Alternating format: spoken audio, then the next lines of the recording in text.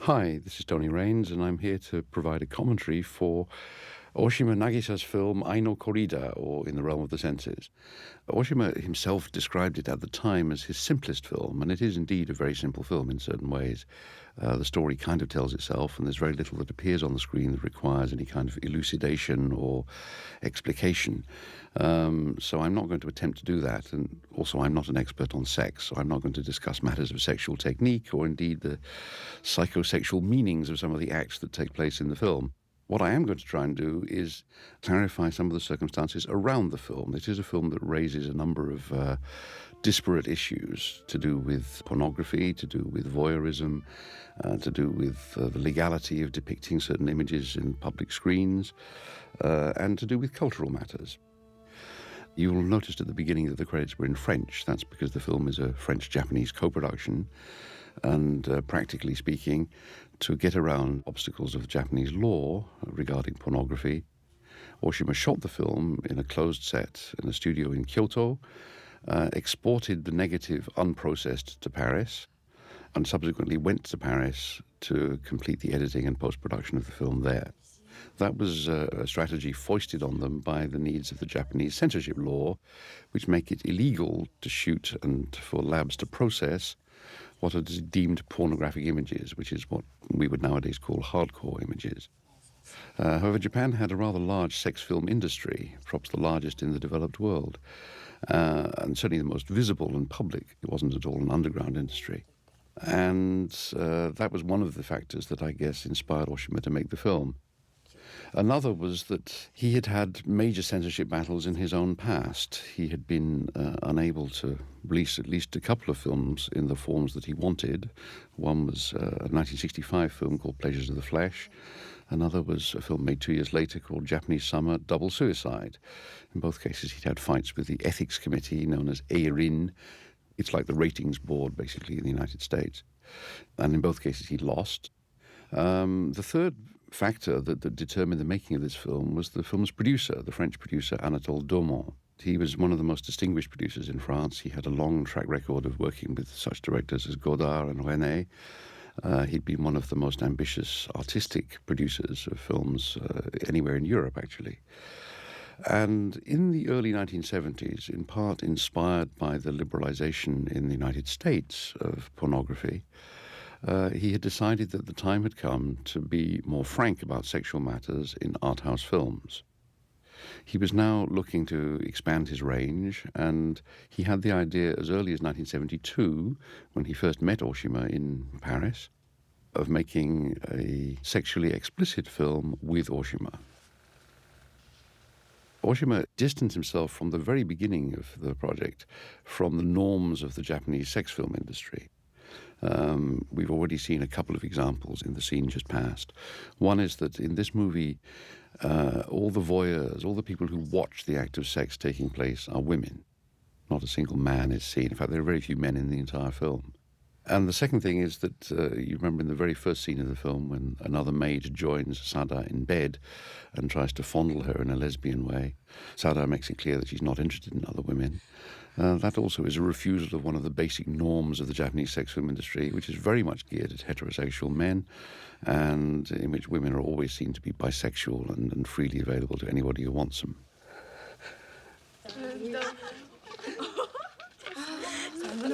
Now, it's a film set almost entirely inside closed rooms, which are become increasingly, as the film goes on, a private world. But it does have some glimpses of the outside world, and this, of course, is one of them. These girls, they all work in Kichi's inn, and they come across these kids tormenting a tramp. The kids, you'll notice, are holding Japanese flags, both the official Japanese flag and the army flag. And that is, in some sense, a measure of what was going on in Japan at the time the story is set.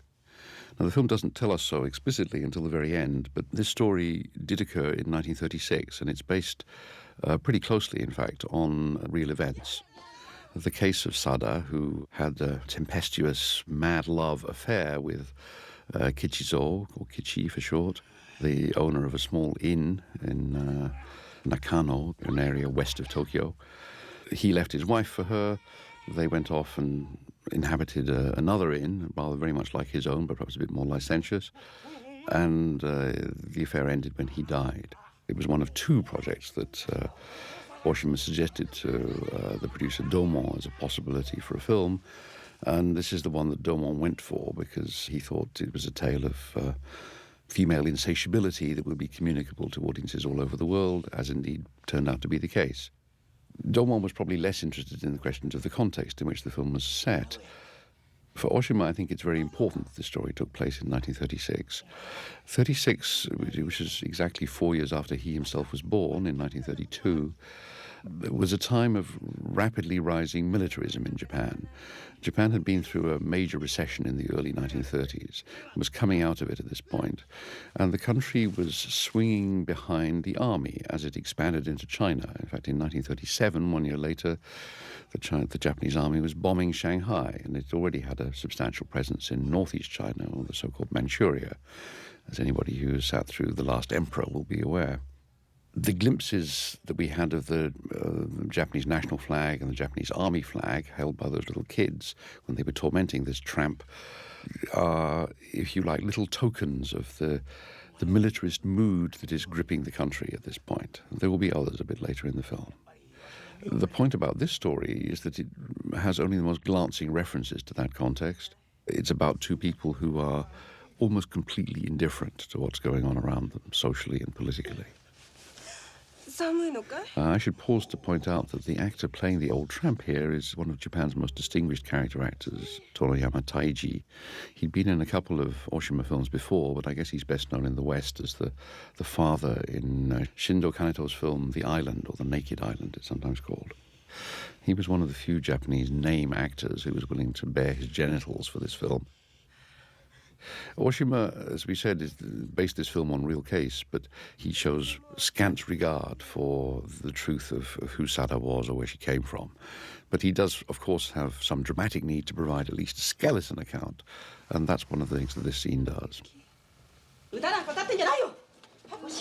Now, this is probably quite a realistic picture of life in the kitchen of an inn in Nakano at the time, but the key thing here, I think, is first Sada's rebelliousness, her sensitivity about her supposedly dubious past, and her willingness to attack another woman. As we'll see later in the film, she does this one more time. Sada, as you'll see, is increasingly associated with blades of various kinds. So when she picks up this kitchen knife and threatens to attack her boss with it, it's a premonitory moment, let's say.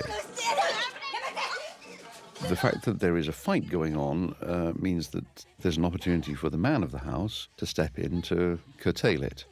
And Kichi, as we notice, makes his entrance wearing a fox mask.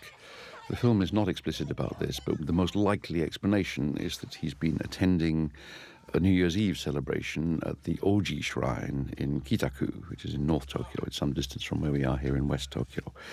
The legend, just for the record, is that all foxes in the Kanto area were supposed to gather around a big enoki tree, the hackberry tree, and make a parade to the Oji Shrine.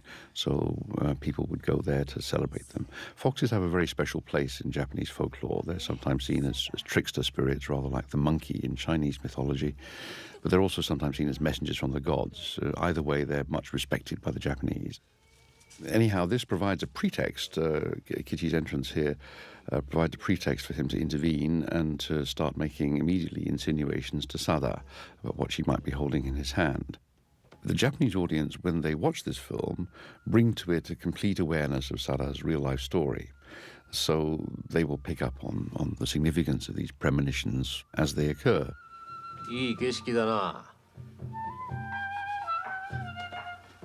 The real-life story of Sada is very well known, even today, I think, to many Japanese.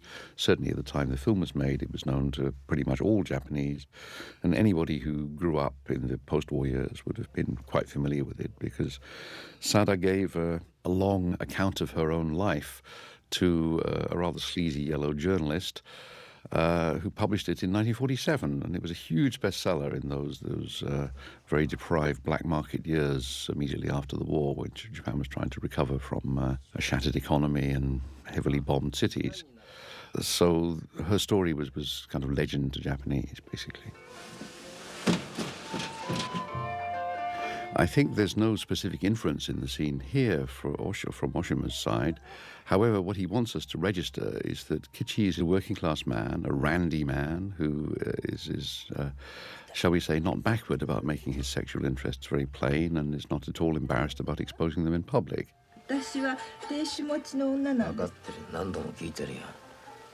film for Oshima is about the upholding of a very old Japanese erotic tradition. It's a tradition that basically took shape in the pleasure houses of the major cities in what's called the Edo period. It's approximately the beginning of the 17th century until about the middle of the 19th century in terms of the Western calendar. These were the years that Japan first had peace for a very, very long time. They'd been preceded by years and years and years, centuries in fact, of samurai wars between different clans.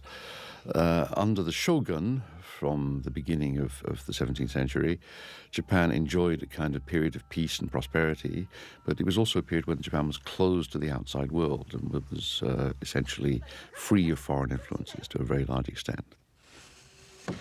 And in that closed culture developed the pleasure houses of the so-called floating world.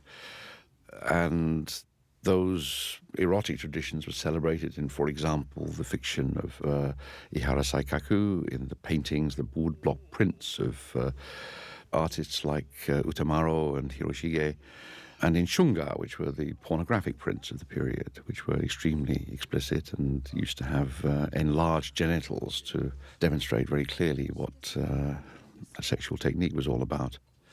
Now, Oshima greatly values that tradition and the songs attached to it and the colors, the designs, the whole patterns of behavior. And he sees this film as, in some sense, a validation of that tradition, a recognition of it. And many of the design elements in the film, which he worked on with his art director Toda Jusho, the musical elements, which he worked on with his composer Miki Minoru, reflect that tradition very specifically. In real life, the tradition was an elite one. It was one that was upheld by the privileged classes, the new merchant class, which was rising very rapidly. However, Kichi is anything but an elite man. He's a working class man, and Sada is very much a working class woman also.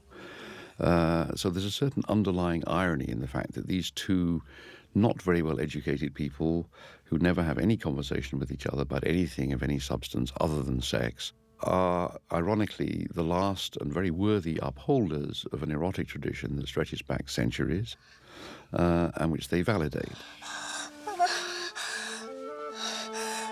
Now, actually, the erotic culture of Edo had been compromised and had begun to become debased already by the mid-19th century, when the Meiji period started, and when Japan reopened to foreign influences. And under the pressure of those foreign influences and the internal pressure to assimilate them, a lot of the old ways began to break down or change in various ways, and in most respects lose their purity, lose their original intensity and beauty. Oshima is valuing this heritage and lamenting the fact that it's been in decline for such a long time. And what he's doing, I think, in this film is suggesting that it might be possible to recapture it. What he finds in the true story of Sada and Kichi, some kind of distant echo of the glory days of the pleasure house tradition in Japan. And so in this film, which has a certain undertow of realism vis-a-vis the 1930s in it, he feels free to explore the inner fantasy worlds of these characters, and he bodies them out in such a way that they bring to mind constantly the glory days of the pleasure houses. But the establishment of a sex industry in Japan, of people who worked primarily as sex workers, was under threat pretty much throughout the 20th century and reached a climax in the 50s, just after the period of American occupation by General MacArthur, when by the mid-50s legislation was being brought forward repeatedly in Parliament in Japan to outlaw brothels. Mizoguchi's last film, Street of Shame, is of course made in 1956, explicitly about that. It's set in a very run-down brothel, ironically called Dreamland in Tokyo, and it's very much about the death throes of the establishment, the expectation that this whole trade is going to be outlawed very soon, and indeed it was. Doesn't mean, of course, that prostitution doesn't exist in present-day Japan, but that's another issue for another time. 言っといで。行かなくたっていいんだよ。その方が感じるってそう言うからな。I promised at the outset I wasn't going to say anything about sexual technique, but there is one thing perhaps to mention. You'll notice that Kichi and Sada don't kiss on the lips. He does nibble her ear, but that's as close as they come to a kiss. And passing sake from mouth to mouth was perhaps also the closest that they would come to a kiss. This reflects a certain taboo on kissing in the Japanese erotic tradition. Never part of it. I can't exactly explain why, but it was a source of great fascination in Japan in the Meiji period when, as I said, it opened up to Western influences, to discover that Westerners did kiss. And there became a competition in Japanese modern theatre to be the first group to bring a Western-style kiss to the stage. And kissing also was absent, of course, from Japanese films in the 1930s and 1940s, even when in scenes of high romanticism. And really only under the American occupation, under MacArthur and the occupying forces, did that kind of intimacy appear on screen. I don't think it ever really entered the Japanese personal erotic vocabulary, though. Now, I think we should say at this point something about the two lead actors who are performing so valiantly for us. Fuji Tatsuya, the man, was actually a surprise choice, and Oshima had no intention of approaching him. He was suggested, in fact, by Wakamatsu Koji, the film's line producer. He starred basically in Nikatsu action films and had done not much besides that. And he left Nikatsu in 1971, just before that company switched to producing softcore porno films as part of its survival strategy in an increasingly difficult market. Oshima recalls in a rather droll essay that he wrote around this time that he asked a number of his regular actors, people who had appeared in many of his previous films, and they were all very shy about exposing themselves, very insecure about the size of their members, that kind of thing. And Tatsuya Fuji pretty much agreed on the day that they approached him to do this film, much to Oshima's surprise and in fact delight. And he felt that he was a fine choice and gave a very fine performance. Hence his casting also in the film's companion piece, Empire of Passion. The girl was the very first girl that they auditioned. Her name is Matsuda Eiko. She had never acted in a film before. She came from Terayama Shuji's theatre group, Tenjo Sajiki, probably the most important countercultural theatre group in Japan in the 1960s. But she'd never been a lead actress in it. She was one of its foot soldiers, as it were. And she had approached the company when she read of the auditions, and she was the very first person they saw. They went on to see something like 60 other people, but came back to her, and Oshima and Wakamatsu agreed immediately that she was the one. It didn't work out too well for her. After this film, she was offered only a couple of other porno parts in Japanese movies and went into exile. She moved to Europe, lived in Paris and travelled around Europe. And I think her last known film appearance was in Pierre Ricinger's last film, Five and the Skin, Sanke La Peau, in which again she's required to do nothing but cry orgasmically in bed. So her career didn't exactly take off as a result of this. Fuji Tatsuya, on the other hand, found his career totally rejuvenated by appearing in this film. And I guess there's a parallel to be made between this and what happened in Ang Lee's recent film Lust Caution, where Tony Leung, the man in rather graphic sex scenes, found his career, if anything, greatly enhanced by appearing in the role and won numerous Best Actor prizes.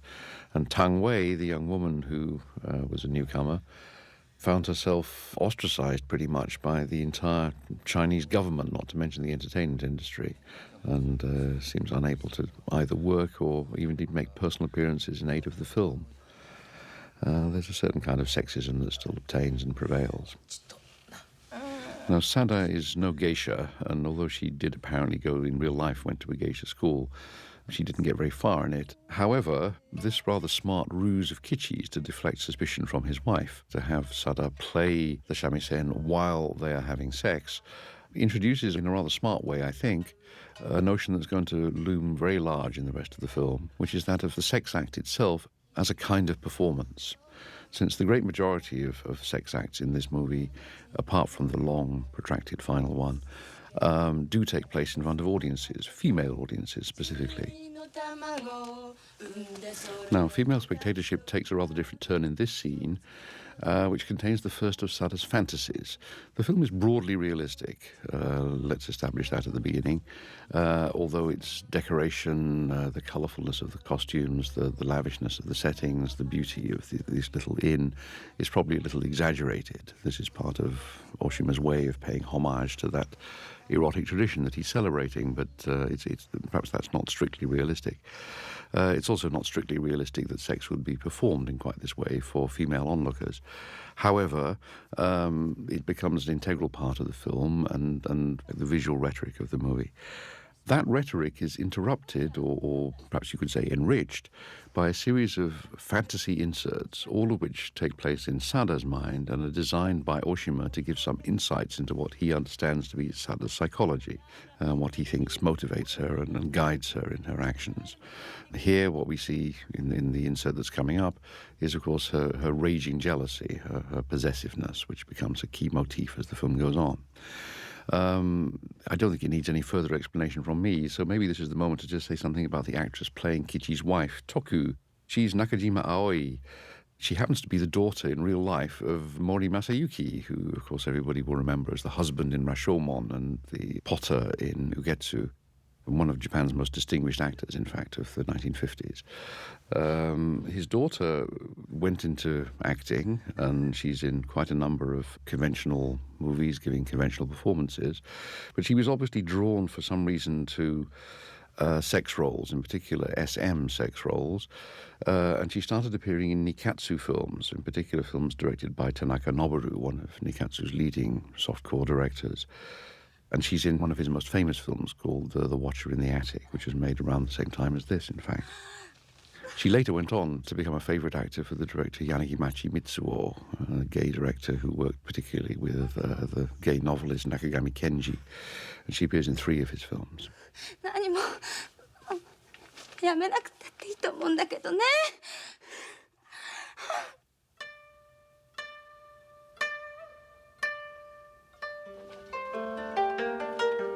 Now, the real-life journey that Sada and Kichi made from his inn to another inn in northern Tokyo, in reality was several miles, and probably they wouldn't have done it by rickshaw. They went to a place called the Masaki Inn. It's in Oku Arakawa Ward in northern Tokyo, so they moved all the way from the west to the north. We should note in passing that the Kichi licking Sada's menstrual blood breaches a very fundamental taboo, and is probably for the Japanese audience, and possibly for audiences beyond Japan, one of the most startling moments in the film thus far. Oshima is not very interested, though, in the realities, the geographical realities of this story, although that little glimpse of industrialization on the outskirts of Tokyo is very much of the day, and it's part of a pattern of little glimpses of the real world which occasionally penetrate this increasingly closed private world that the film is constructing. This actress playing the rather gawky maid in the Masaki Inn, her name is Seri Meika, and she had been appearing in Nikatsu Roman porno films for about 3 years at this point.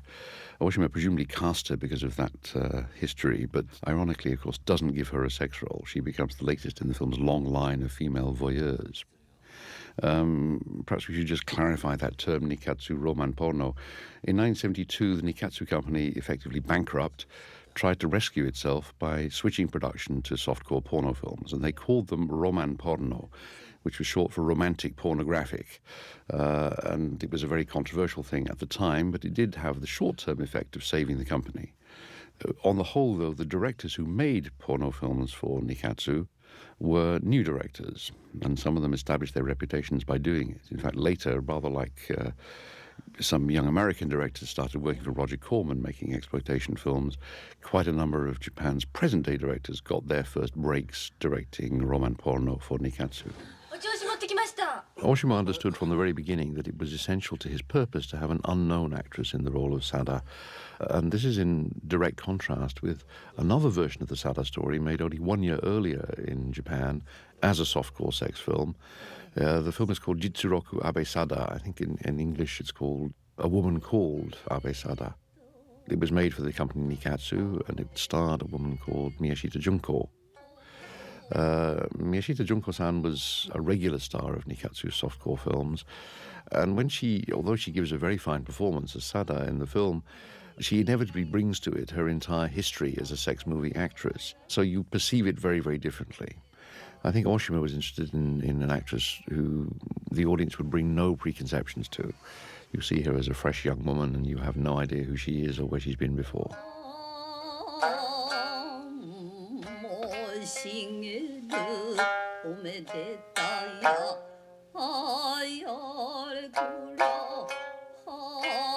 So the first thing that Sada and Kichi do in their new home is get married. And of course, this isn't a real marriage. Anyway, he is married already. She probably is not, although she has at one point earlier, as part of her cover story, alleged that she was. The ritual elements of the ceremony are properly observed.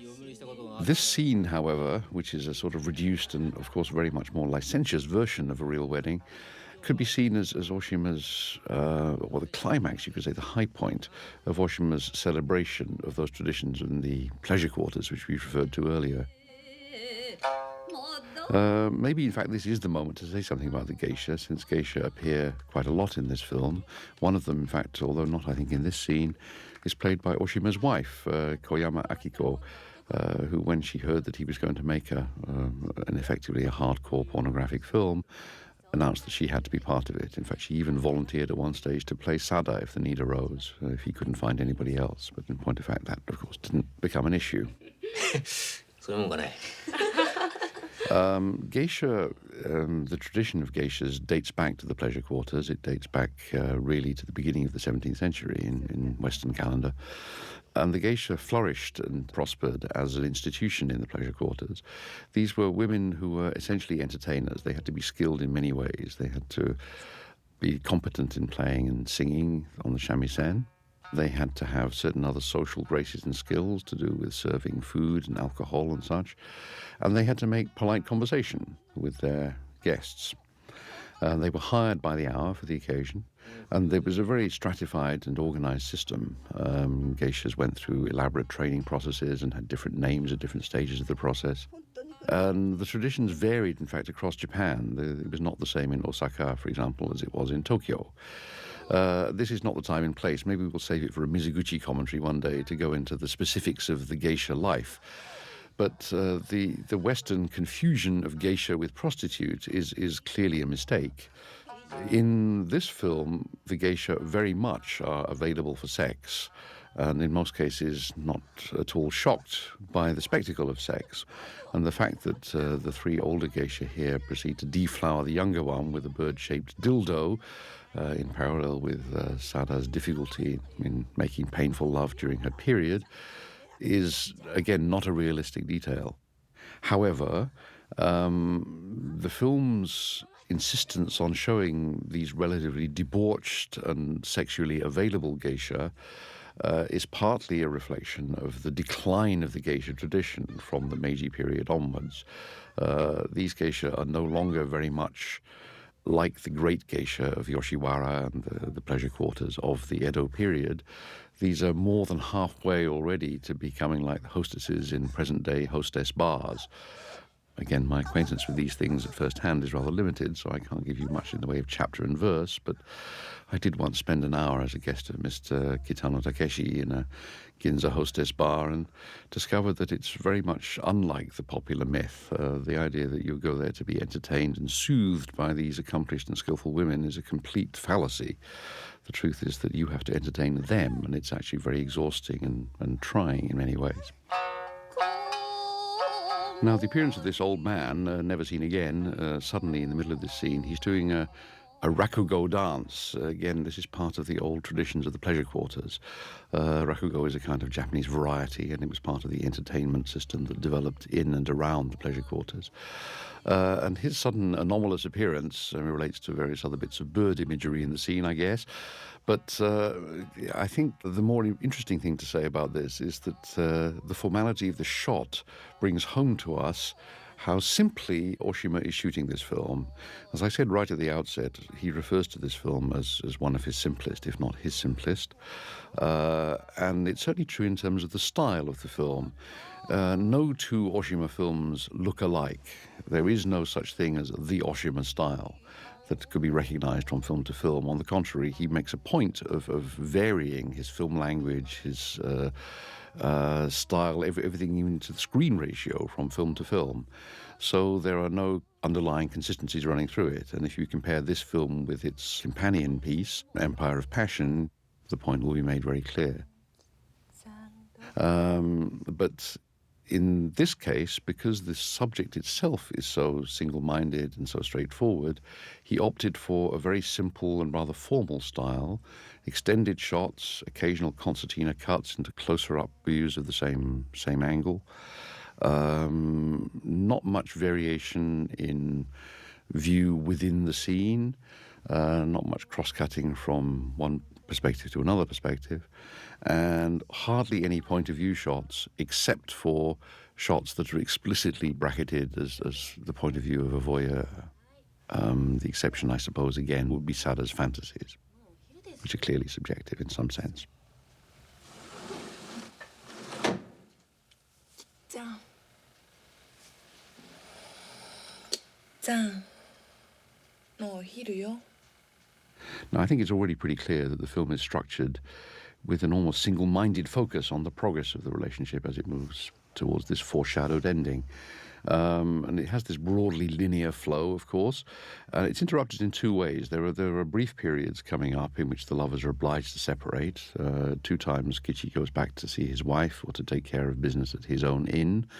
And twice Sada visits an old sugar daddy of hers who is some kind of school principal.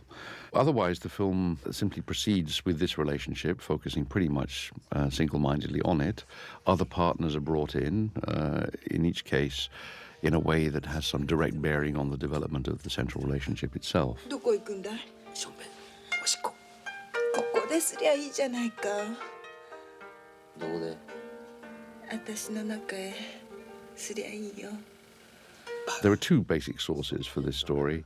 One is the trial transcript, which is still available in Japan on the official record, and anybody can refer to it. And the other is that in 1947, the real-life Sada was tracked down, by this time out of prison, of course, some years out of prison, by a yellow journalist who proceeded to publish a pamphlet based on her story. His name was Kimura Ichiro, and he published this thing called The Sexual Confessions of Sada, Amorous Woman of the Showa, Showa being the reign of the Emperor Hirohito, including, of course, the 1930s. And these were the 2 primary things that Oshima drew on. The suggestion that she had some kind of acute clitoral sensitivity, this rather jarring medical phrase, seems rather out of context here, comes directly from Oshima's sources. になって一度お医者に見せて Incidentally, anybody who looks at Tanaka Noboru's film, A Woman Called Abe Sada, will notice that there's a very high degree of overlap in the dialogue in these 2 films, which are such near contemporaries. And that's because both of them drew on the same sources. Both of them took most of their dialogue, minimal as it is, from either Kimura's book or from the court records, the court transcript. So although the films are in other ways extremely different from each other, they do have a very high level of synchronicity, as it were, in terms of the words they choose to use or put in the characters' mouths. While the story is taking care of itself, I think we should say a little bit more about how Oshima and Domon came together to make this film. Domon first approached Oshima in 1972. Oshima was passing through Paris on his way back to Japan from a trip to the Venice Film Festival, where he'd shown the last of his Art Theatre Guild films, Dear Summer Sister, a film about Japan-Okinawa problems, but shot and cut to look very much like a home movie of my vacation in Okinawa. that film had done not very well. It had proved almost impenetrably opaque to Western viewers who were unaware of the Japan-Okinawa relationship and the difficulties that surround it. So the film had actually not been one of his greatest successes. However, Oshima was by that stage pretty well known in Europe, although not in the United States. As far as I'm aware, the only Oshima film that had played in America at that point was Boy, his film from the late 60s. So after the chance meeting in Paris in 1972, which Daumont asked Oshima to consider making a pornographic art film for him, I mean, he was obviously tickled by the idea and had a boyish enthusiasm almost for the notion that he might be able to film the real sex act in a commercially released film. He came up with two ideas which he offered to Daumont. One was an adaptation of a quite famous book by Nagai Kafu, published in the 1920s, as I recall, on erotic themes in a quasi-brothel. And the other was the story of Abe Sada, which was well known to all Japanese of the post-war generation.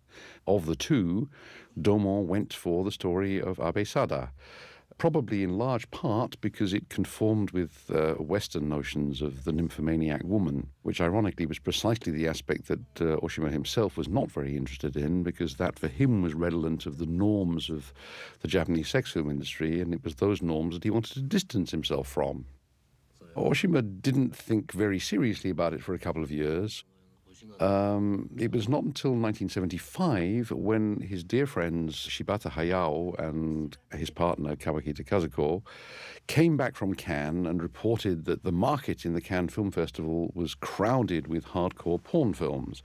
It was then that Oshima began to think seriously that maybe this was something he could, after all, undertake. However, since Oshima does need a bit of clarification, a bit of explication, let's think a bit more about where he was coming from and who he was. As I said, in 1972, he had quite a big reputation in Europe as one of the key political filmmakers. Various films of his from the late 60s had been distributed in European countries. Some had been screened at festivals. And he had a reputation as an innovative and very dynamic director, almost Godardian in some ways. Godard was frequently the point of reference, who took challenging and often explicitly political themes and developed them in quite surprising ways.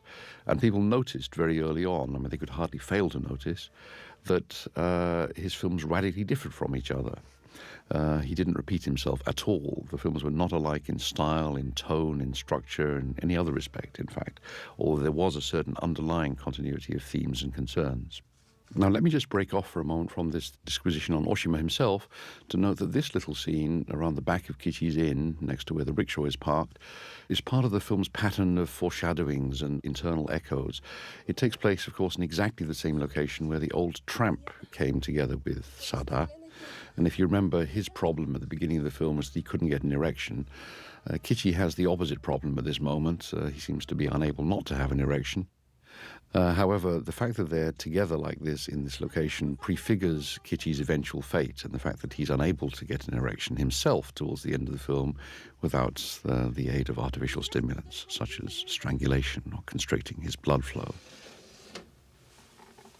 Now, we're back in the inn, and I'm going to resume with Oshima in just a moment, but I want to just note very quickly that there's another interesting bit of casting here.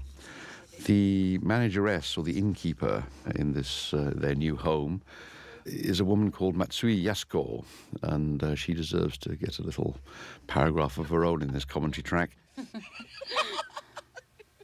I shall quote Oshima from one of his essays about the making of the film. He points out that she was long known as the Pink Queen. She now, this means in 1975 when he's writing, has the dignity of being the Pink Empress Dowager. And at one time, she was the Princess of Acting at Shochiku's Kyoto studio, which is, of course, where he started out himself. And he goes on to reminisce that when he was making his third feature, which is called The Sun's Burial, about low life and black marketeering and such like in the slums of Osaka, she came to him. This was a film being made for Shochiku, and she was a contract actress at that point for the company. She came to him to discuss appearing in the film in a role of a student who would be attacked while out on a date with her boyfriend. The boyfriend would be killed and she would be raped by the attackers. And she didn't want to play this part. She found it too disturbing and too upsetting. It wouldn't have required any nudity or anything like that. In fact, the worst that would happen to her in physical terms, I mean, well, I'm not minimizing the impact of the rape, of course, but the worst that would happen in terms of physical depiction on the screen anyway is that her chemise would be ripped. Well, she was so upset she didn't want to do it. So Oshima comments that it's rather ironic that she ended up playing this role for him some years later, after a long period of working in nikatsu-type pink films, so-called, or films from the sex industry in Japan. じゃあ焼いてくれるのかい。嬉しいね。でも Now, back to Oshima for a moment. I said that Dear Summer Sister was made in 72 and he took it to Venice and it didn't do that well because foreigners didn't really get it. It was followed by a 3-year hiatus in his directing career, during which he made a television series in Japan called School for Wives. He made rather light of this in retrospect, but it was in fact a rather groundbreaking series on Japanese television. He was not in it on screen, he was an off-screen voice. The program consisted of interviews with women, ordinary women, talking about their domestic and marital problems. And such a thing had never been seen on Japanese television before. And, I mean, the title, no doubt, was a classical reference, but for Oshima, it represented a clear shift in his interest from a male point of view to an interest in the female point of view. And I think that he probably would not have made this film in the realm of the senses as he did had he not been through the period of making the TV series School for Wives. It opened his eyes to a perspective that had been conspicuously missing from his work up to that point, which had reproduced orthodox male-female relationships in Japan rather uncritically. This fantasy, by the way, of Sada's of Kichi naked chasing the train is probably the most grounded of all the fantasies that you see in the film. It serves to express her conviction that Kichi cannot live without her, that he would feel the need to chase after her despite being stripped of his clothes. Which turns out to be pretty much right, actually. Her conviction is founded in reality. But it leads to this rather fetishistic little interlude in the train toilet. It gives us one of Oshima's biggest close-ups to date of Sada's face as she buries her nose in Kichi's kimono. And heralds a pattern of increasingly large close-ups of her face. The film is actually, you can't say it's through with depiction of genitals and genital activity, but the focus from here on in, although there's an unrelenting emphasis on sexual activity, is much less on the genitals and more on the faces.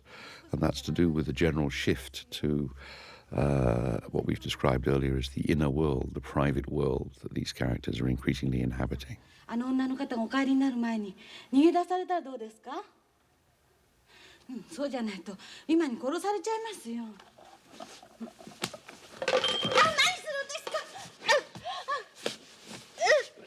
Now, Sada's side of this brief separation finds her in bed with her sugar daddy, which we were about to see. And I'd like to just pause for a moment to say something about the actor who plays him. His name is Kokonoe Koji, and he was, this was his final screen role, in fact. He never appeared again. But his acting career dated back to the 1950s. He was a veteran character actor, initially in Shin Toho films back in the 50s. And he'd appeared in many, many pink eiga, including some for Nikatsu. Maybe this is the moment to clarify that term. Pink eiga means pink movies, pink films, is the general term for sex movies in Japan. And as I've suggested earlier, that they formed a kind of parallel subculture alongside mainstream cinema. They had their own theatre chains and their own audiences who were very loyal, in some cases very fanatically loyal.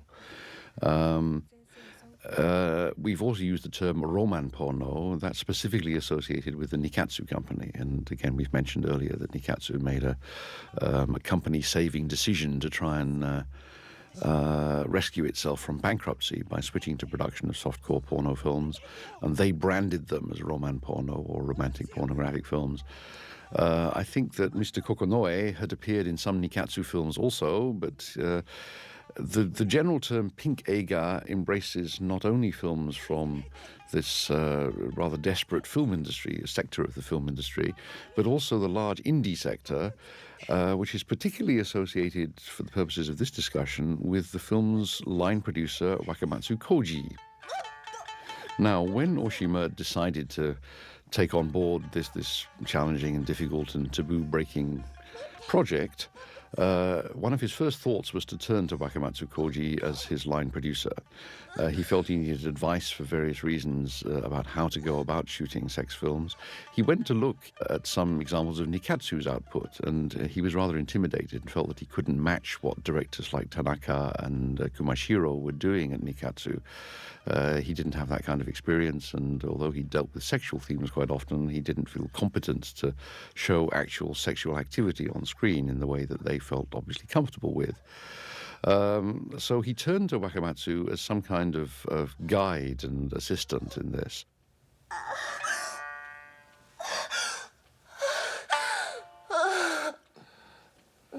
Wakamatsu was a very interesting and surprising figure in many ways. He was as much of an outsider as Kichi is in this scene, actually. I should just note in passing that Kichi's appearance in public in the waiting room of the station, wearing Sada's underkimono, is a scandalous breach of public etiquette in Japan, and it simply demonstrates that this is a man who really has stopped caring what anybody else thinks about him. Anyhow, back to Wakamatsu. Wakamatsu was an independent maker of very, very low budget pink eiga. Most of his films were shot in only 2 or 3 days. And he formed, rather unlike most of his contemporaries, alliances with radical figures in the arts and in politics. So quite a number of subsequently famous names worked with him, either as actors or as scriptwriters or as both. And he produced prolifically right through the 1960s. He had a kind of scandal when one of his films, The Embryo Hunts in Secret, was mysteriously selected as the Japanese entry in competition at the Berlin Film Festival, occasioning a huge scandal in Berlin and an even greater scandal back in Japan, where most of the mainstream film industry thought it was totally shameful that their prestigious industry should be represented by such a sleazy exploitation quickie. One of the people who came strongly to Wakamatsu's defense was Oshima, who wrote a famous essay seeing Wakamatsu as a true son of the Japanese soil in some sense. I mean, somebody who was directly in touch with Japanese peasant traditions. He was, in fact, an almost entirely uneducated man, and he had some kind of natural rebellious spirit, which is something that Oshima treasured very fully. And what Oshima saw in Wakamatsu's sex films was an expression of that spirit of rebellion. He didn't respond in any way to the way that you or I might respond if we see those films now, which is to worry about the rather easy elision of rape fantasies and notions of political rebellion. The films certainly don't question anything about the ethics of rape or don't in any way problematize it. And that's also true of most other pink eiga, it must be said. And I think Oshima's work on the TV series School for Wives was instrumental in shifting his own perspective. He had been no more critical about the prevalence of rape fantasies in films like Wakamatsu's than anybody else in the 1960s. But I think by 1975, 76, when he's shooting and editing this film, he's begun to think of these questions a little differently, perhaps taking a little bit more the woman's point of view. We should say, though, in passing, that the notion of matter-of-factness about sex has been part of Japanese culture at least since the beginning of the Tokugawa shogunate in the beginning of the 17th century. And Japan, on the whole, is much less embarrassed about these things than Western cultures are. I mean, anybody who visits Japan will notice very quickly that people are completely uninhibited about reading quite sleazy material on the trains, including graphic sexual comics. That reflects, I think, a basic cultural difference. However, the notion in Japan is that these things are distinct in some way. They're perhaps a different level. You could almost think of it as a parallel universe from polite mainstream society. because there is not a real sense of social togetherness in Japan, because people have their places in a social hierarchy. People are, on the whole, indifferent to what other people think about them because they don't know them, they have no relationship. It doesn't really matter what anybody else thinks about you unless they have a relationship with you. It's rather hard to explain this to people who don't know Japan. It risks coming across as being glibly sociological, but it is broadly true that anything sexual is tolerated as long as it doesn't interpenetrate the mainstream of life. Oshima's crime in this film was to make a film that was sexually explicit and devoted, in fact, to sexual culture in some sense, and expect to get away with showing it in the mainstream. That's the problem. He stepped out of line. He deliberately breached the invisible line that marks off this kind of interest and this kind of subject from the mainstream. It's a measure of Oshima's interest in female sexuality that he privileges Sada's orgasms throughout the film and doesn't ever really show Kichi reaching an orgasm. Even when he ejaculates in Sada's mouth towards the beginning of the film, there's no sense that he has had an orgasmic experience. He doesn't convulse, his face doesn't contort with pleasure, none of that. And that's a pattern that is followed all the way through the film. Sada is the one who gets off big time on sex, it's not Kichi. Sada.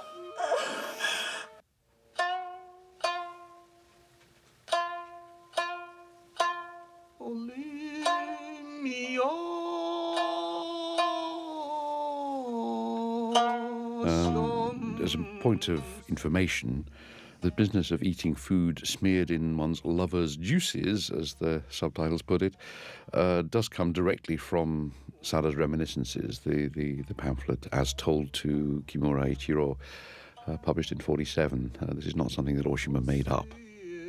Something that Oshima did make up, though, and we've already drawn attention to it a bit, some of the close-ups of Kichi in the recent scenes have given a certain prominence to his neck, which is part of that pattern of foreshadowing. As this scene develops later on, we have more direct introductions of the knife, or in this case a pair of scissors, as a threat directly to Kichi and Kichi's manhood. All these things can keep escalating, keep recurring as the film goes on, and as I say, I have no intention of drawing attention to them time and again. But I'm sure anybody watching the film with half an eye open will be aware that the pattern gets more and more complicated, more and more intricate. I think this is probably the moment we should say something about the title of the film, or actually I should say more exactly the titles of the film. Oshima came up with a Japanese title, which is still the Japanese title of the movie, and he mentioned it to Domon, and Domon didn't like it. Domon thought that this didn't work because it involved a reference to bullfighting, and he said, if we call it anything like Love's Bullfight, it's going to make people think it's a bullfighting film. We can't have that. It'll repel as many audiences as it attracts. So he insisted on changing it. And Domon, who is ever very conscious of his cultural standing and the need to balance whatever exploitation elements there might be attending his enterprise with cultural credibility, came up with the idea of calling the film L'Empire des Sens, which was a very deliberate echo of a book published a few years earlier by Roland Barthes about Japan called L'Empire des Signes, or the Empire of Signs.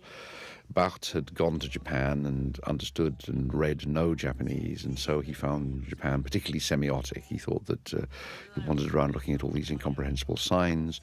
It would be literally signs, that is to say, that you were confronted by a realm in which signs were unreadable, and therefore you had to work at them semiotically to make sense of them. I think this was a probably somewhat contentious point of view, and that may explain why the book was never translated into English. And that's also why Empire of the Senses was not really a viable English title. It didn't have the Barthes resonance in English, so there was nothing to be gained from doing it. And so the idea was come up with of retitling it In the Realm of the Senses, or shortening that to just Realm of the Senses in some markets, for its English language releases. Meanwhile, Oshima stuck with his original plan for the Japanese title, Ai no Corrida, And that literally means love's bullfight. Ai means love, no is the possessive, and corrida, of course, is the Spanish word for bullfight. It was echoed in the original Japanese poster for the film, which has Sada and Kichi entwined at the bottom of the space, and a huge shadow of a bull's head looming over them. It's a summation of Oshima's view that l'amour fou, mad love, pushed to its ultimate limit, is something to do with death.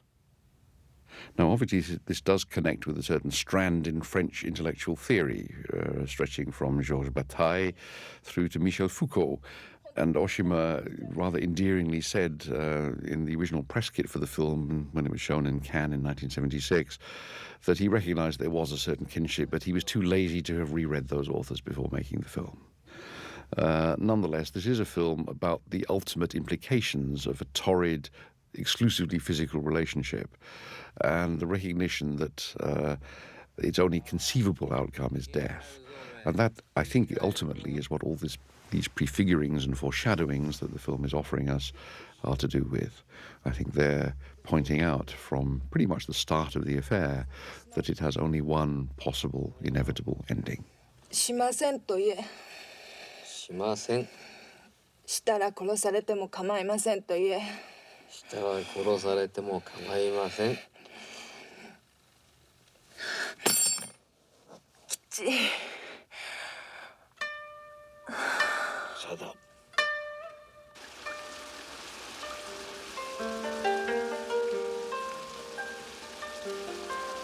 Now, coming up in a moment is the most striking and, for some people, the most controversial of all of Sada's fantasies in this movie. But we'll come to that when it appears. And let me just say first, or at least reiterate first, a couple of points we made earlier about foreshadowing in this film. This brief sequence in the rain is, I think, the first time that Sada suggests to Kichi that he should rape somebody.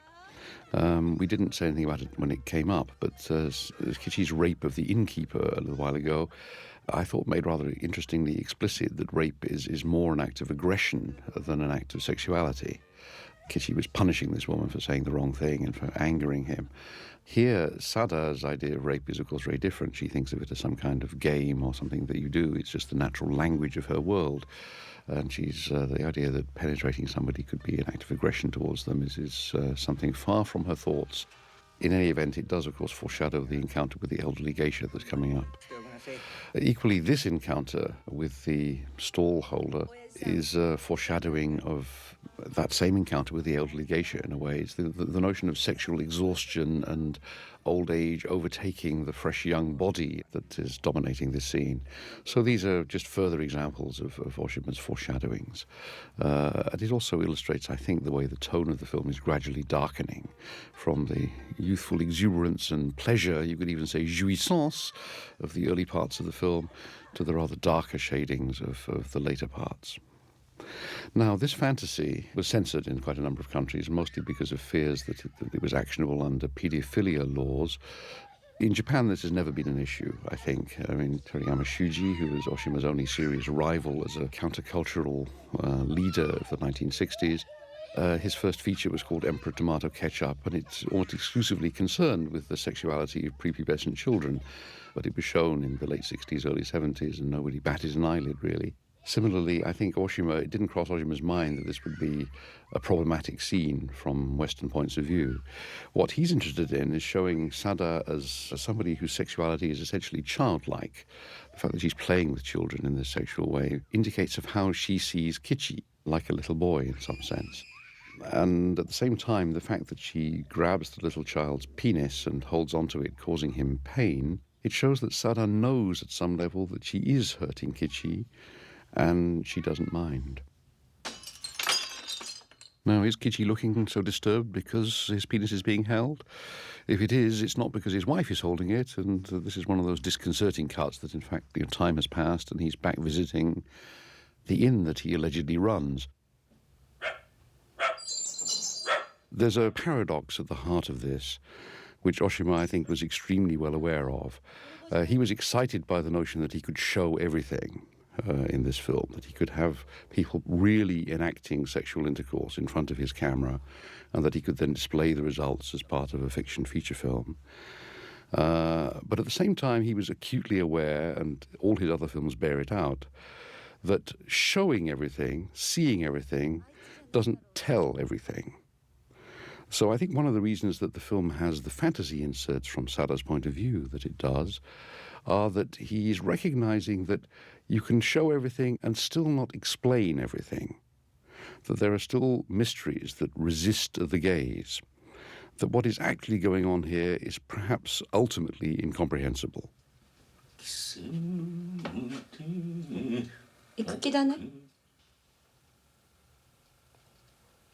I think it's time now to say something about the status of the outlaw in this movie and perhaps in Oshima's general career.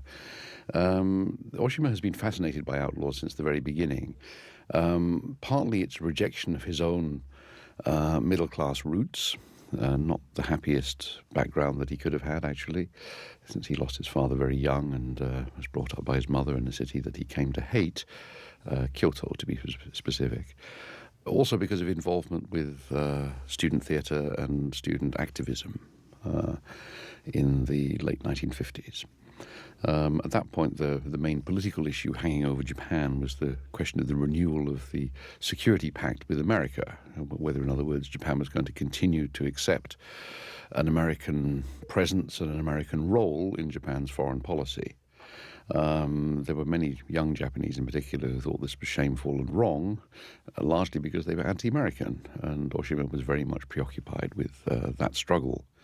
Not so much the issue itself, although I'm sure that did preoccupy him to some degree, but more its ramifications within the left in Japan, because his fourth feature, Night and Fog in Japan, was almost entirely about the schism that developed in the left between the old left and the new left over responses to tactics in that struggle. And it marked pretty much the end of Oshima's direct engagement with political questions.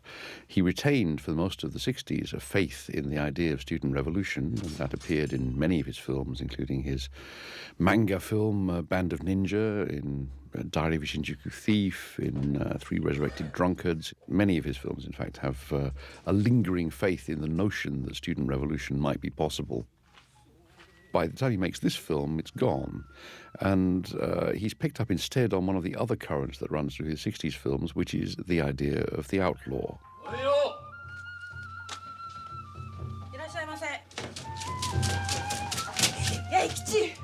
Now, any gaijin who tries to talk about Japan in generalized terms risks looking like a prat, and I'm acutely conscious of this risk myself.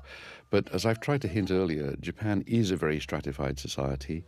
It is essentially a conformist or groupthink society in many respects, and the notion of somebody who stands apart from the consensus in Japan is a problematic one.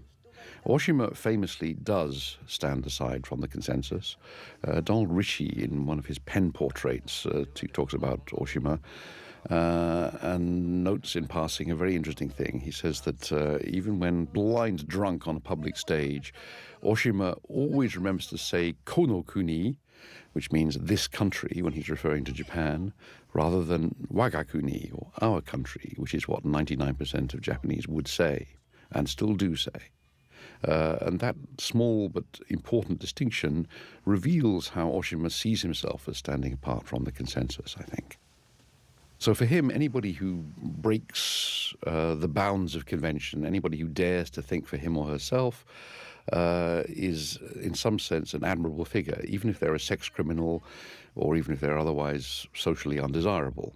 Hence an overall focus, I think, on the figure of the outlaw in many of his films.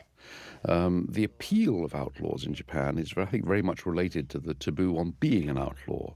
So the fact that Sada was, a nationally famous figure and was fascinating to many people is very much related to her outlaw status. Of course, this phenomenon is by no means exclusive to Japan.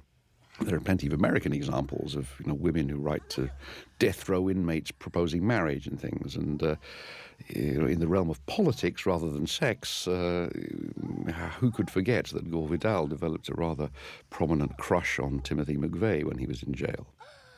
Now, those shots of close-ups of Kichi's phallus that we saw just now, in fact, the last shots that we're going to see of his phallus until the very end of the film, when it's no longer part of the rest of him, and also in proximity, of course, to a knife. The stress from this point on in the film is more on these people's faces as they increasingly enter their private fantasy, and less on the genitals and what the genitals are up 痛 to. くてもいい気持ちか。痛くてもいい気持ちだ。 I mentioned Donald Ritchie's pen portrait of Oshima. It's called Different People, or it was originally called Different People. I think it's been republished under other titles subsequently. But Donald has put together a long series of brief sketches. They're mostly only 3-4 pages at most, of Japanese, both famous and not famous, average people that he happens to encounter, like in a public bath or, big names. And it so happens that 2 of them are directly relevant to this film, and it's worth drawing your attention to them. I do recommend you to go and seek out the book and read it to get the full effect of what Donald has to say. One of them is about the real-life Abe Sada. He found her. Donald was a young man, still relatively new in Japan at the time. He'd come as a GI in the late 40s. But this was in 1956, so about 20 years after the events with Kichi. And she was appearing nightly in a bar in Inaricho in Tokyo, a bar called Hoshi Kikusui, which literally means star chrysanthemum water. In any event, she appeared in it nightly. She would appear on around 10 o'clock every night, make a grand entrance down the staircase, and all the men in the room would pantomime terror and clutch their genitals, their privates, as if they were under threat from this dangerous woman. And she would stare at them threateningly and to alarm them, and then eventually reach the bottom, and the tension would break, and then she'd slap everybody on the back and urge them all to drink up and have more. Donald was rather shocked, I think, at the way that she had turned her own history into a kind of pantomime, essentially to make money, and devalued the currency of the myth, as it were. He also describes meeting Matsuda Eiko, the actress who plays her in this film. And as we noted earlier, she had a pretty short shrift, or she was made pretty short shrift of by the Japanese film industry, who offered her nothing really after this film that was of any significance. Donald encountered her in Europe, and she professed to be happy and altogether more comfortable in Europe and having a perfectly happy life and not pursuing her acting ambitions. But Donald perceived her as being somebody who, was to be looked at and not touched. She had somehow withdrawn from human contact, sexual contact. And he reflected that Sada herself ended her life in a Buddhist nunnery. Some years after the episode in the bar in Inaricho, Sada disappeared, and she was eventually tracked down, in fact, by Oshima, who felt he should ask for her permission before filming her life in this movie. She was found in this monastery. She had no objections to the film, so it was made. Anyway, Donald concludes by noting that Ms. Matsuda maybe entered a different kind of monastery or nunnery. He pointed out that there are different kinds of isolation that one can practice on oneself. これでどうかな。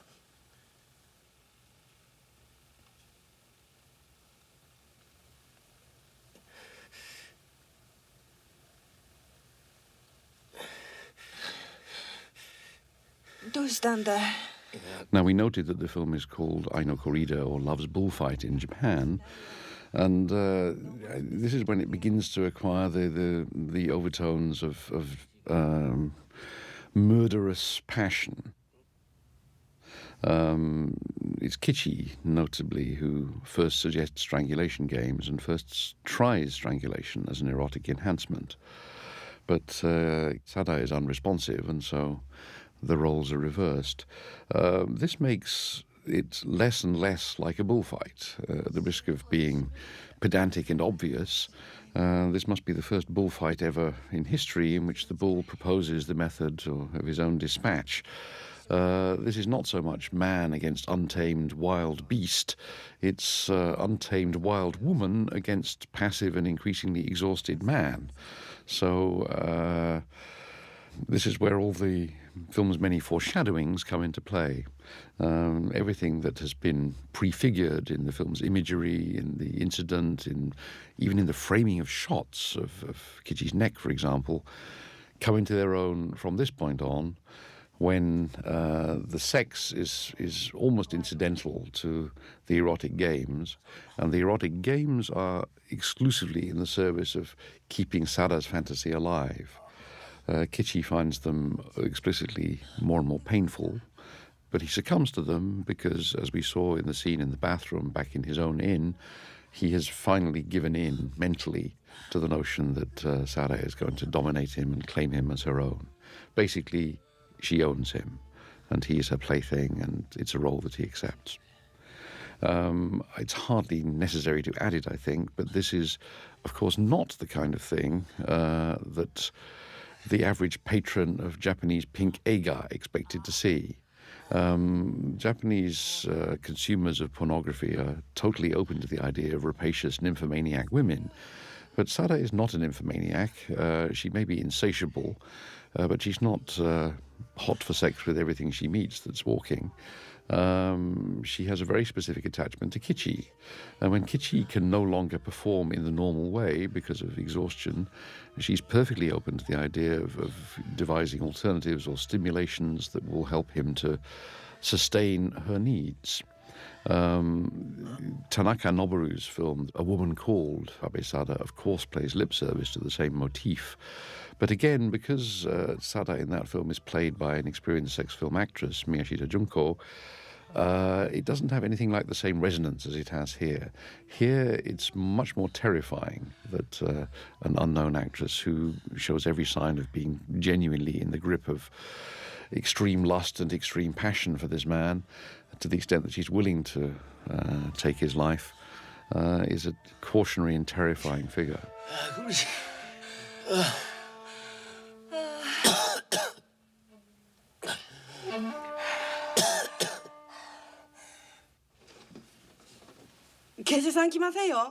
Now, last time we didn't identify this maid, and I think it's important that we should do. She's played by a woman called Tomiyama Katsue, who is not an actress, although she has acted in at least one other film for Matsumoto Toshio, a film called Doguru Amagara, which is a kind of experimental feature about an insane asylum. She's far better known in Japan, at least, as the woman who launched and continues to run to this day the institution Image Forum, which is the main center for independent avant-garde film in Japan. She's a very, very important, she's a very singular figure. She's exactly the kind of figure that Oshima most likes, because she comes from a fisherman's family in Hokkaido, the northern island of Japan. So she's what you could define as peasant stock in some sense. I mean, she's a throwback to that old independent-minded Japan that Oshima values so much. And her involvement in this film actually is as one of the production managers. However, she agreed, I think, to do this small cameo role as a terrorized maid, and agreed to be beaten up by Sada. じゃあこの子やっちゃってよ。旦那さん勘弁してください。お嫁に行けなくなっちゃう。おいき、お前なんかにはもったいないよ。She's replaced immediately by the elderly geisha Kikuryo for what is in many ways one of the most extraordinary scenes in the film. I mean, actually, it's a film full of extraordinary scenes, so it's perhaps a bit silly to say that, but in any event, this is a scene, I think, without precedent in erotic cinema. She's played, incidentally, by an actress called Kobayashi Kanae, and she had a long heritage. She's not associated with sex films. In fact, had never appeared in anything, in any remotely sexual situation before this point that I'm aware of. She's in 3 Mizoguchi films of the early 1950s. And then she became a regular, although she played a different role each time, in the Zatoichi series in the 1960s. So her background in no way seemed to prepare her for this role. But in any case, I'm sure that Oshima chose her because of her experience as an actress and presumably because of her skills with the shamisen and her ability to sing these erotic or arousing songs from the culture that he loves so much. 私68になりましたよ。そのお姉さんから見てもこの人いい男に見えるかね。とってもすいたらしい旦那でございませんか。じゃあこれ Now, we talked just now about Oshima's interest in the outlaw figure. What we should go on to say, and I guess this scene is as good as any an example to bear it out, is that this led him in his 1960s films to a strong interest in both sexuality and criminality, and of course their combination in the form of sex crimes. In fact, when I organised a retrospective of Oshima's films in Britain for the first time in 1983, I called it Sex, Crime, Oshima, because that seemed to be exactly the persona that he had presented to the world. It's true that in the 1960s films, as his faith in the notion of a political revolution subsides, what grows in its place is a belief that particular kinds of transgression, criminality and sexual transgression particularly, and of course the combination of the two, become increasingly central to his way of thinking. So breaching taboos, both social and sexual, becomes a very important motif in his films. He relates it to his reading, so Diary of a Shinjuku Thief, for example, invokes Jean Genet, who is the archetype of the intellectual who is also the social recidivist. I mean, somebody who, steals for a living and calls his book something like The Thief's Journal. So Oshima is very impressed by that in the late 60s, and in some sense this notion of outlaw status or standing outside the norms of polite society becomes for him a surrogate for the diminishing faith in the notion of student-led revolution. And once again, in this scene with the old lady, it is the old lady who has the cataclysmic orgasm, which may indeed be some kind of death for her, we don't really know, and not Kichi. For Kichi, it's also a death-like experience, but in the wrong way. It doesn't seem to be orgasmic. It reminds him of his own impending death and brings him close to his own deceased mother. And I should perhaps point out in passing that we're getting increasingly close shots of Sada, and we're about to get the biggest close-up of the entire film in the shot of her lips as she watches this. Kichi's sex with the elderly geisha is a confrontation with the death implications that are perhaps involved in all sex.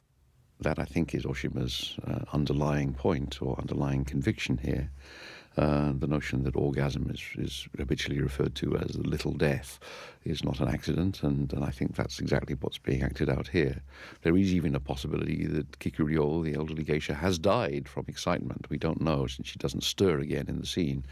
But since she's not referred to again, I think we can safely assume that she lived to strum the shamisen another day.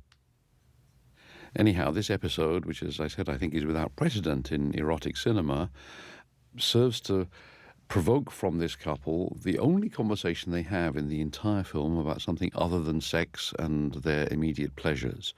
They end up talking about their parents because having sex with the elderly Kikuryo has reminded Kichi of embracing his late mother. This is, I think, probably the height of Oshima's invention. The lines, I believe, come from Sada's confession, because there's something very similar is used in Tanaka's film made the year before. So I'm sure that they derive from the written record in some way. To the best of my knowledge, this scene with the elderly geisha does not derive from the written record and is Oshima's invention, and is part of his general project to explore the ramifications of aging.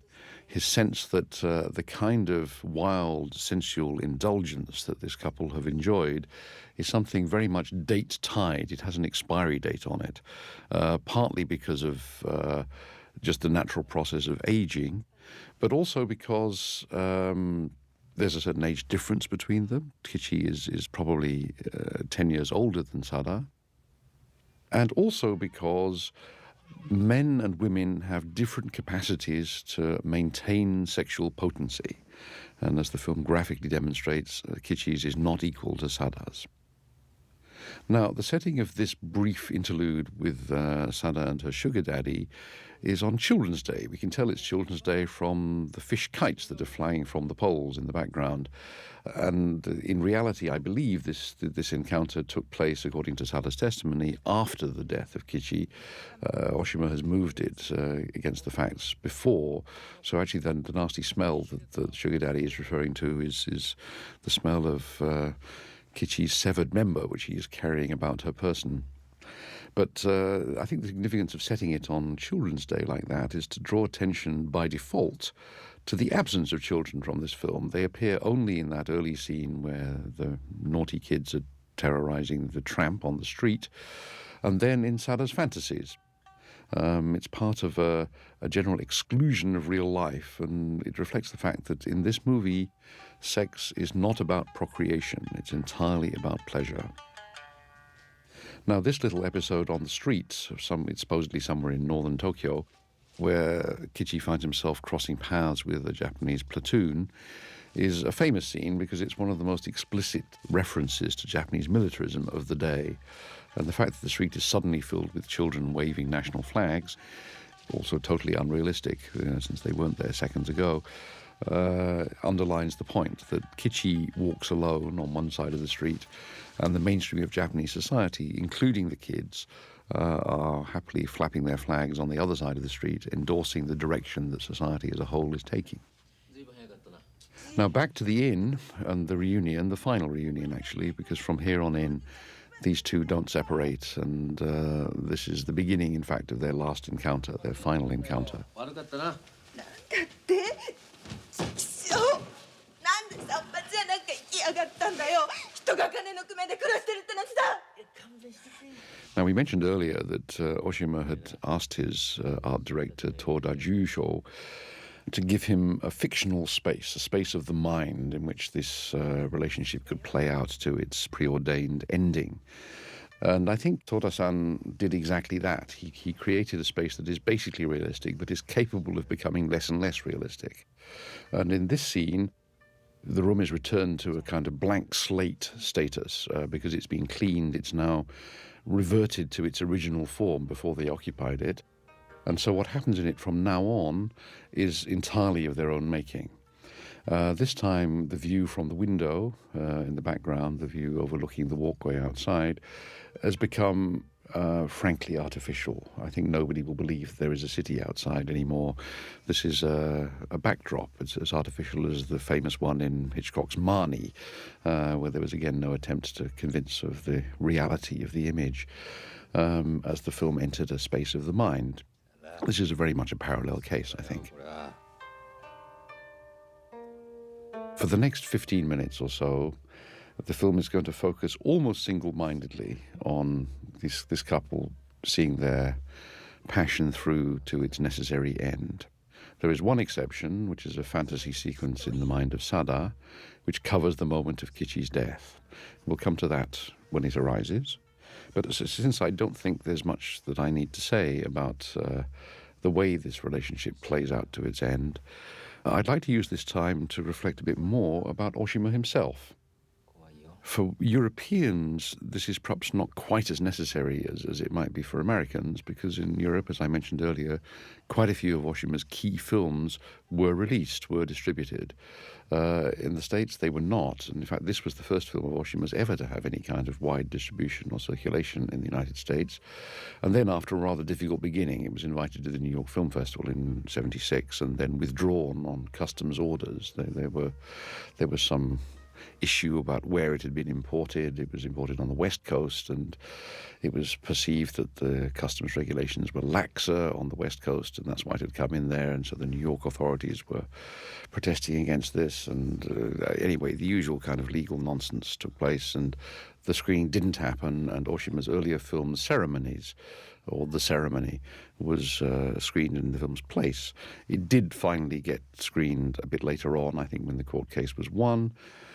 Oshima was, as we said, relatively unknown in the United States because the films had not been seen. So this is a man who, burst onto the American scene with this film, In the Realm of the Senses. In Europe, he was less of a discovery because people had more idea what to expect, although this film was significantly different from the earlier Oshima films they'd seen.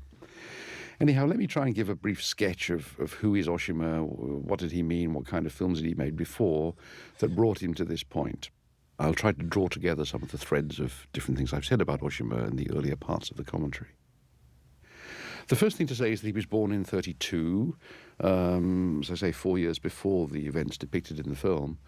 He lost his father very young. I think he was 6 when his father died. His father was a civil servant. He was, in fact, working for the Fisheries Ministry, I believe, at the time. But his father had a covert interest in communist and socialist thought, and so had a hidden library, which the young Nagisa discovered and read, which may well have had some kind of formative influence on his thinking about political and social issues. He was brought up by his mother in the city of Kyoto, a city he grew to intensely dislike. And in fact, he made a documentary for BBC television sometime after this to express his hatred of Kyoto and its stifling middle-class conformity, which is the aspect that he found most irksome. He went to university, didn't study much, busied himself instead in notions of student revolution, and was also involved with an activist theatre group. But every time he had a battle to be allowed to perform a radical play or to take part in a demonstration or to organize some kind of on-campus protest, he lost his struggles with the campus authorities. He became very disillusioned and bitter. He had no particular interest in film. He was not a great film buff and had seen, a certain number of films, but had no wild enthusiasm. He certainly wasn't a movie brat, not one of those directors who was formed by a childhood enthusiasm for cinema. And when he drifted into the Shochiku company, it was more or less by accident. He went along with a friend who was very keen to get into film. Now, at that time, the major film companies in Japan, we're talking about the early 50s, had an apprenticeship system. You could actually go and sit an entrance exam on a competitive basis, and the top candidates, the people who got the best exam marks, would be invited to join the company, initially as assistant directors. I mean, assistant director in that stage meant junior assistant director, so factotum, it meant dog's body. It meant somebody who can go and fetches the tea or the sake or whatever, and is required to help with whatever is going on. And Oshima, because he was accompanying a friend who actually wanted to sit this entrance exam, just for the hell of it, sat it himself and came top and was immediately hired by Shochiku, rather to his surprise. And since he had nothing else to do, he decided to accept the offer, and he did indeed join Shochiku and started working as an assistant. He began to direct remarkably soon afterwards. Within 5 years he was directing, having served his time as an assistant. And actually, probably rather embarrassingly for him, the reason he got his break so early, normally a good 10 years would pass between being accepted by the company and being allowed to direct something, and then it would be a B feature. Well, in his case, it also was a B feature, but the reason he was allowed to do it so much earlier than many people is partly that there was a mood of renewal in the air. Something called the New Wave had begun to break because a whole new series of juvenile delinquency pictures had started to appear. Crazed Fruit was one of them at Nikatsu, and that's one already published by Criterion on DVD. So there was a sense that a new generation was beginning to come into its own, and maybe it was a good idea to give them a chance to have their voice. But the other reason, rather more embarrassingly, was that Oshima willingly directed a promo short. I have a copy of this, and I'm not exactly clear where it came from, but it is rather embarrassing if you see it. It's a 10-minute short designed to promote Shochiku's latest intake of stars and starlets, young boys and girls who they're trying to groom to become the teen idols of the early 1960s. It has to be said that this short film bears little relationship to later Oshima work, but the fact that he willingly made it and actually allowed his name to be put on it undoubtedly won him brownie points with Shochiku and encouraged them to give him the chance to make his first B movie for one of their double bills in 1959. But he made only 4 pictures for Shochiku before he stormed out of the company. He didn't actually storm out, that's probably an overstatement, but his 4th film, Night and Fog in Japan, was pulled from the theatres after only 3 days of release, partly because the company was so shocked by what it was that they'd produced. It was, as I think I've said earlier, a film about the schism between the old left and the new left in Japan. And Oshima was, of course, outraged. He was not given any other work. And a few months later, he did walk out of the company and very soon afterwards married Koyama Akiko, who had been an actress. And his real-life wedding closely echoed a wedding seen in Night and Fog in Japan, except that in the movie, the wedding is an occasion for lambasting of the new left by the old left. In real life, it was an occasion for Oshima himself to lambaste Shochiku executives and accuse them of duplicity and cowardice and all kinds of other crimes. Anyway, he found himself already in 1960, quite a few years earlier than most other people, divorced from the studio system. I mean, working effectively as a freelance director. And Japan, country of consensus, country of lifetime employment still at that time, was not used to freelancers. It was a difficult existence. And he spent the early part of the 60s having a lot of difficulties. He managed to make a few films. He made one film for Toei, a historical drama, again, supposedly about student revolution or an allegory or metaphor for student revolution. He made a number of television documentaries, finding work easier to get in television circles than in film circles, mostly about political issues and hangover experience from the war years, and began to direct a bit more regularly from the mid-60s. What happened around that time was that a small association of independently owned theatres in Japan formed themselves into an alliance called the Art Theatre Guild and took it upon themselves to try and raise small amounts of money to give to independent filmmakers to help them make independent features that could be screened in this small theatre circuit. So ATG, as it became known, became the leading alternative to the majors, and Oshima was one of the first people to start working with them, to start benefiting from them. The amounts of money that ATG could come up with were very, very, very small, so features made for them had to, by definition, be very, very low-budget features and probably made to very tight schedules and with very minimal resources. Nonetheless, the ATG lineup of the late 60s and into the early 70s is probably the most spectacular part of Japanese cinema of the period. So ATG was a crucial forming ground for Oshima, and it enabled him, within the limitations of low-budget production, to explore all the themes he wanted to explore. And he proved very adept at finding ways to make his films appealing to his target audience of young people. For example, by casting pop stars and rock stars in them, often people who had never acted before, by introducing provocative and startling themes, and, as we've noted already, by focusing on sex and crime, and indeed sex crime. So the films of the late 60s, starting perhaps with Three Resurrected Drunkards, continuing through films like Death by Hanging, Treatise on Japanese Bawdy Song, Boy, Diary of a Shinjuku Thief, and Ceremony, and The Man Who Left His Will on Film, and Dear Summer Sister, all of which I think were supported by ATG. He had, in fact, more support from ATG than any other filmmaker, were the films that made his name in Europe and also made his name in Japan. And suddenly he was totally a director to be reckoned with and was an idol alongside Terayama Shuji, as we mentioned earlier, for the role of counterculture leader for an entire generation in Japan. However, he reached the point in the early 70s, after Dear Summer Sister, when he tired of this kind of low-budget production and matching money to bolster the small amounts available from ATG started to dry up. Dear Summer Sister itself was kind of a flop, both at home and abroad, and he just tired of the whole process. So that's when he made he took a 3-year break and just fooled around, as he later put it.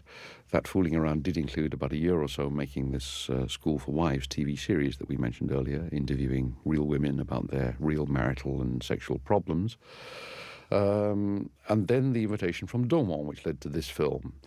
The film was released in Japan quite soon after its premiere in Europe, but in a heavily, heavily cut version. And Wakamatsu, in fact, tried to satirize this absurd situation by releasing an even more heavily cut version on video a bit later on.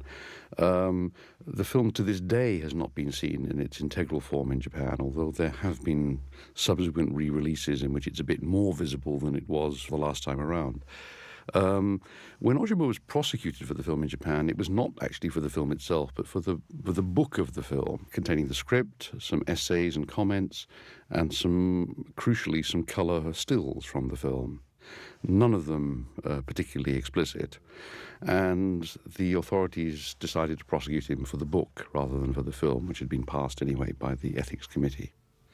Oshima's response to this was a very fine legal statement. very well argued, very witty. His central point is to satirize, make light of the absurdities of the legal process and the convolutedness of legal arguments, the nitpicking, the ludicrous distinctions between this and that when the central point is being avoided. Very much the kind of thing he had done, in fact, with the legal process in his film Death by Hanging, which satirizes the ins and outs of the death penalty in Japan. His crucial argument was that he didn't believe there was any such thing as obscenity, so it was a nonsense to try and prosecute him for obscenity. His central point was, if there is such a thing as obscenity, if obscenity exists at all, it can exist only in the minds of those who seek to control it. And his argument was that the film should be seen. If it was considered obscene before anybody saw it, by the time they had seen it, it was no longer obscene because it was no longer hidden.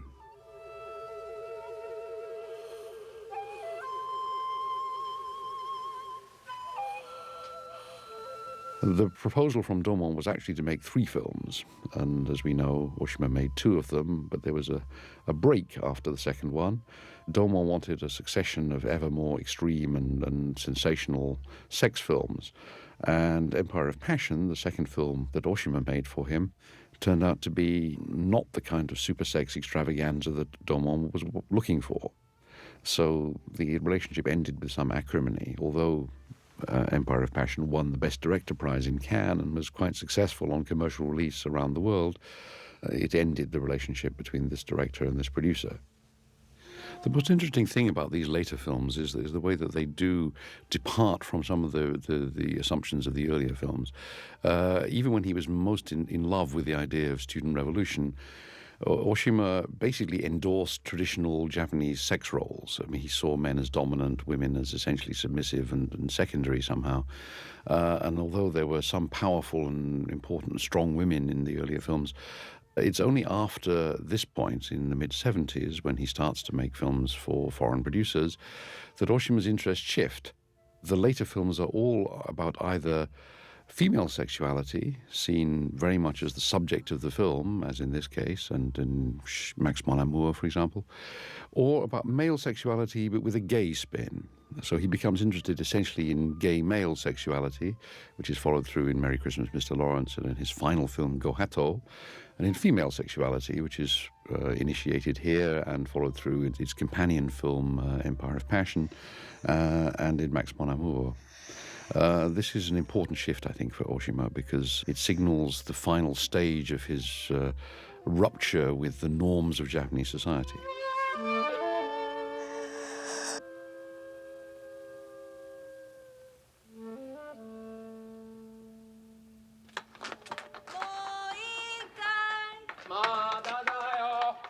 Now, this final fantasy of Sada's actually is unique in the film in that it displaces action in the film's real world.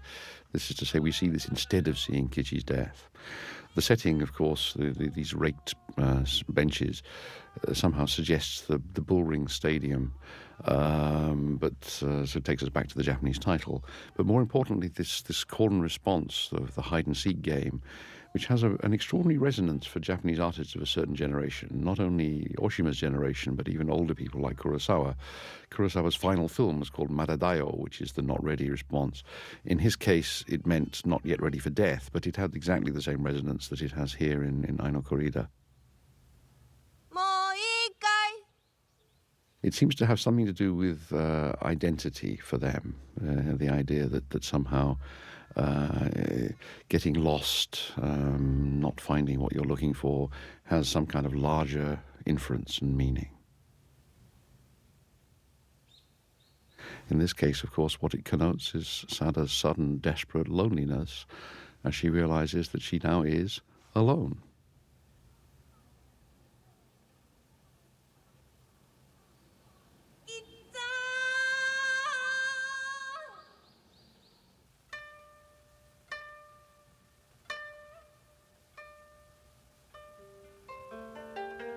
Now, I've always thought that these final shots of the film this wide shot and the subsequent top shot, are Toda Jusho's masterpiece in terms of the art direction, but also in terms of the general imagery of the film. I've always thought of these shots with Sada in the middle like this as being almost like a parody of the Japanese flag.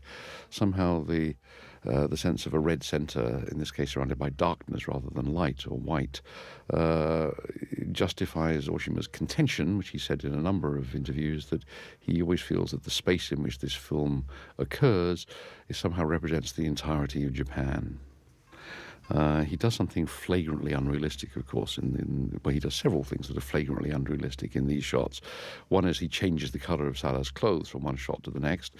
The other is that he shows the severing of Kichi's penis, but allows it to remain erect, even in death and even in severance, which, of course, is not entirely realistic and certainly didn't happen in real life. But it signals, I think, that we are still, in some sense, inside Sada's fantasy. Sada wants the phallus to remain a phallus forever, and so in her mind that's what it is. And the fact that it was actually a shriveled little piece of flesh, which is all she actually ended up with, is a sad truth that the film doesn't really want to acknowledge, because it's vindicating Sada's fantasies at this point. However, what happens over the top shot that follows is that a male voice crashes in and gives us some basic facts about the case. That voice is Oshima's own voice, so it's his one appearance in the film as a voice-off. And Oshima's, I think his appearance at that point, giving those facts, is absolutely crucial to the way the film works and to an ambivalence that's absolutely central to it. For Oshima, he felt free to use this story as a starting point, a jumping-off point, you could say, for an elaboration of the idea of sex unto death. And he followed it through to its, fairly grisly conclusion, as we see here. However, it's also very important to him that this be seen not merely as some random, willful fantasy. And the effect of his voiceover is to remind us, finally, that these events are based on fact, that something very much like this really happened. And it's that ambivalence that gives the film its kick. We've lived through sex unto death, and we are reminded in this closing moment that so did Sada. 1936年のことであった。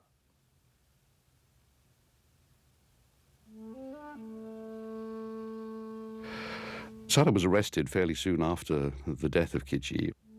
She was tracked down and identified herself fairly willingly to the man who came checking on her in the inn that she was staying in at the time. And she was tried, sensationally. As I say, the case became enormous news. But public sympathy swung with Sada. Everybody understood this was not a traditional Japanese love suicide. Sada never remotely considers killing herself. But her contention in testimony was that the Kichi willingly did volunteer his death, that he made himself entirely hers, and when he was no longer able to satisfy her, he accepted that his usefulness had expired and that she could move on without him. Traumatic as this might be for her, although it is said again in her testimony that she, went shopping and went to the movies the day after the death. So evidently she was not totally traumatized by this experience. Now, the closing credits of the film occur over a wider version of the same shot used as a backdrop for the opening credits. And it's hard to read. It's a kind of abstract shot. It's a wall. It seems like the interior of the kind of inn that the film is set in.